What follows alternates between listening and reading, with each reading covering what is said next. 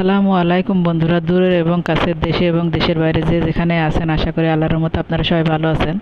আর আপনাদের দয়া আল্লাহর রহমতে আমিও ভালো আছি। আমি সাবিনা, আমার চ্যানেল সাবিনাতে আপনাদের সবাইকে স্বাগতম। আর আমার চ্যানেল সাবিনাতে নতুন এক ভিডিও নিয়ে আপনাদের মাঝে হাজির হলাম।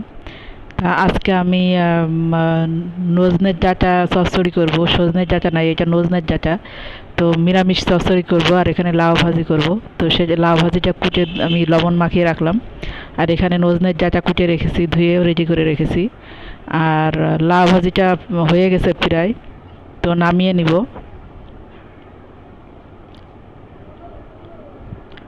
আর কড়াতে তেল দিয়ে দিয়েছি, তার ভিতরে রসুন, পেঁয়াজ আর কাঁচামরিচ দিয়ে দেওয়া হয়েছে। আর রান্নাটা আমার মেয়ে করছে, কারণ আমি আমার একটু কাজ ছিল, তো আমি সেই বাকি কাজটা সারতে গেছি। আমার মেয়েকে বলেছি রান্নাটা করে নিতে, তো আমার মেয়ে রান্না করছে। তো মশলা দিয়ে দিয়েছে, আর মশলা এখানে করা হয়েছে জিরা, সরিষা আর একটু পেঁয়াজ বাটা। তো সেটাই দিয়ে দিয়েছে, তার ভিতরে একটু পানি দিয়ে দিয়েছে। আর হলুদ আর লবণ দিয়ে মশলাটা ভালো করে কষিয়ে নেবে। আর আমার রান্নাটা যদি ভালো লাগে আপনাদের, তাহলে আমার চ্যানেলটাকে সাবস্ক্রাইব করবেন। আর সাবস্ক্রাইব করবেন, কমেন্ট করবেন এবং লাইক করবেন। আর পাশে থাকা বেল আইকনটা প্রেস করে দিবেন, যেন নোটিফিকেশনটা সবার আগে পেয়ে যান।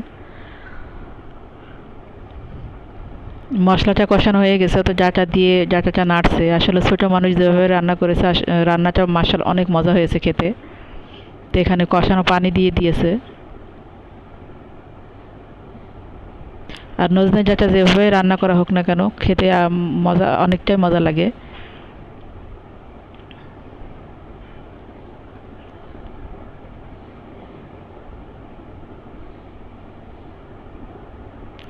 আর এখানে নজনে ডাঁটা হয়ে গেছে। তো আপনারা ভালো থাকবেন, সুস্থ থাকবেন, আর আমার জন্য বেশি বেশি দোয়া করবেন, কারণ ভিডিওটা বেশি বড় করিনি। আগামীকাল দেখা হবে নতুন এক ভিডিও নিয়ে। আল্লাহ হাফেজ, আসসালামু আলাইকুম।